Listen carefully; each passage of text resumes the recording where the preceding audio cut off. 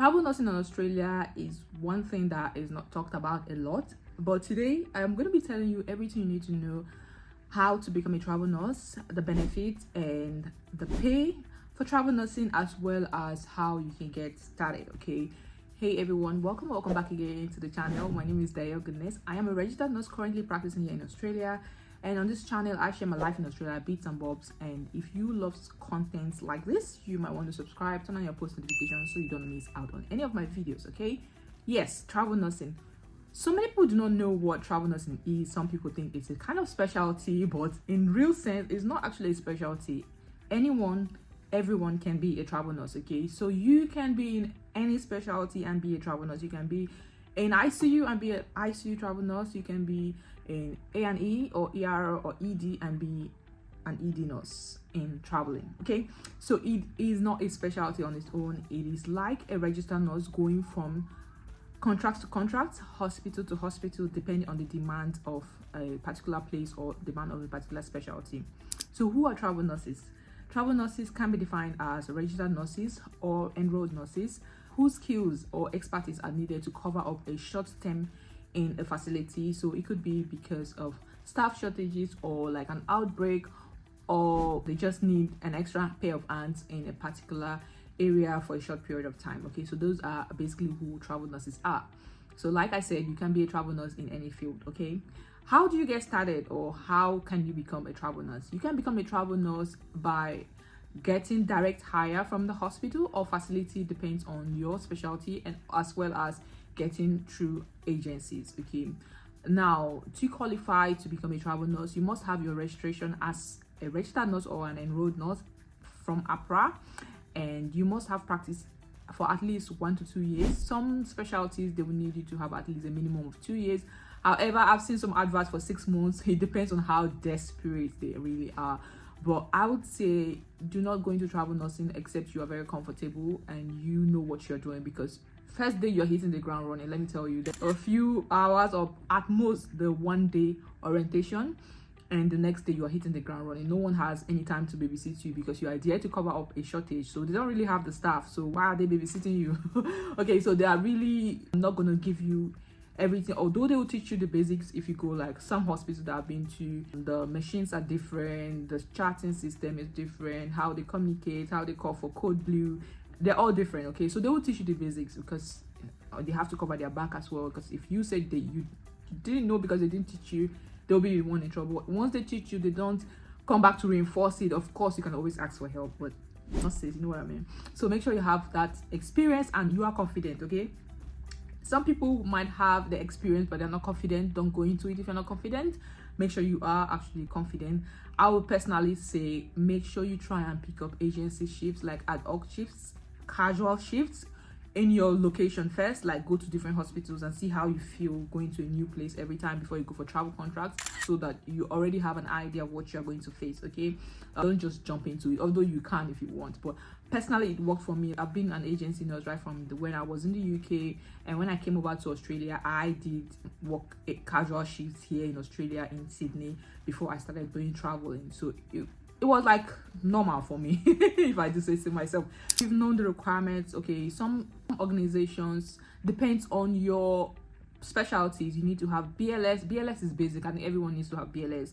You need to have ACLS. For ICU you need ACLS. For anesthetics and recovery you need ACLS. For emergency definitely you need ACLS. And maybe acute care like cardiac units, they will definitely need to have a valid BLS and ACLS. There are some specialties like if you are in a rehab or you are in aged care, they only need BLS, they don't need ACLS. But for some specialties they need you to have ACLS. And so many other requirements. I don't want to make this video too long. Probably I'll do a separate video talking about all the requirements you need to become a travel nurse in another video, so it doesn't make this video too bulky. Okay, so you decided you have all the requirements and you want direct hire or agency. It depends. Okay, if you're going through direct hire, you have to do the whole talking, negotiating your pay, drafting your contract yourself, and you know, all those hectic work. However, if you go through agency, you make your work a little bit easy. You don't have to go through all the bustling of getting to speak to the hospital yourself. Your agency is a middle person talking to the hospital about your contract, drafting your contract, your pay and all that. Although your pay will be slightly lower when you go through agency because the agency has to take their own cut. However, if you go through direct hire, your pay can be higher because you need to have your ABN. You're going to be an independent contractor. Okay, that's another video for another time. But yeah, that's basically how you get started. Travel nursing contracts can last anything from 2 weeks up until 12 weeks. I have seen people do travel nursing contracts for 6 months. Like, I met one of a traveler and he was like, he's been here for 6 months. I'm like, excuse me? Like, you're defeating the whole purpose of traveling, right? You travel to see new places, like get up and get out, not go there to become a permanent staff. If you worked in a place for 6 months, you're already a permanent staff. Just kidding. But he said the pay was good. I mean, the pay was good. He didn't want to keep moving, and they needed someone. Like, guys, if you go to the rural areas, they need someone almost every time. So you're gonna see work, okay? You're gonna get a job, you're gonna work. So he's been there for like 6 months. But yeah, you can get anything from 2 weeks. I've actually done a 2 weeks contract, so that's why I know. I think I've seen also a post for 1 week, but I haven't done a 1 week contract. But I have done 2 weeks, okay? And the most I always see is 12 weeks. Yes. So when you see a contract you like, you sign your contract, read your contract, know the ins and outs, know the do's and don'ts. I mean, I might just do a separate video talking about all that because I don't want this video to be too long. This video is just like an entry into travel nursing, not the whole details, okay? So you sign a contract. Basically, your contract, if you go through an agency, they will pay for your accommodation, okay? Sometimes you might have to share a house. You have a single room to yourself or a double room to yourself, or you might have to share the bathroom, or you might have to share the kitchen.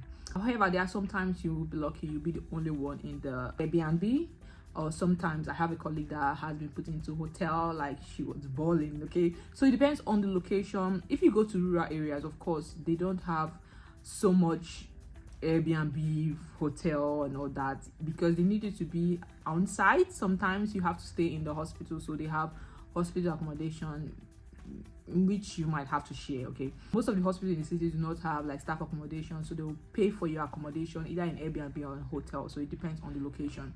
If you're flying from one state to the other, they'll pay for your flight. If you're driving, they'll pay for your petrol and your mileage, okay? So it depends on how you want to go over there. Whatever your means of accommodation is, they'll always pay for it, but you have to keep your receipts, okay? Otherwise, no receipts, no payments. But yeah, that's it. And it depends on which area you're going as well. They pay for your living costs, they call it and living away from home allowance. And sometimes they'll also pay for feeding. You need receipts as well. Like sometimes they put a cap on a day. I'll do a video on the how much you get paid and all the allowances you get as a travel nurse, okay? But yes, they do pay for your feeding some of the time depending on your contract as well, and they give you some bonuses. So is it worth it? Definitely worth it because you have so much money, and if you are single, you don't have a house, you can stay in, you can do travel contracts back to back and don't have to pay for rent for even a year, because the guy I told you that he has been in travel in a particular contract for 6 months. He's single, so he doesn't have any house anywhere. He's just, that's basically what he's doing. He's jumping from one contract to another. So once this one is finishing, he's going to the other one. So he's living free. He doesn't pay any accommodation. So you see, it can actually be a very lucrative way to save up so much money, okay? But yeah, that's it about the benefits. Also some disadvantages, okay, which I will talk about in the next video. And the good thing with Australia is that Australia is very big, okay, and there are some places that lots of nurses do not want to go, so they get to fill up these places with travel nurses because it might be very remote, very rural, and most people do not like that for a long time. There's a particular place I've been to and everybody there is a travel nurse, okay? So it can't be that good or that bad, okay?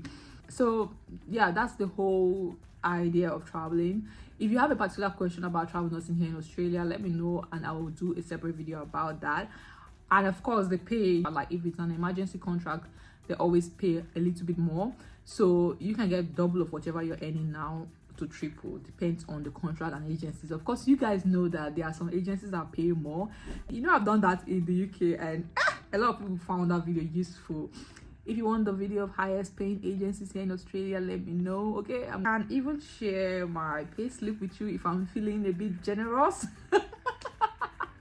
Okay, let me say, if this particular video gets to 20k views, I will do a reveal of my 1 week pay slip, because yes, you do get paid every week for most of the agencies I've worked with.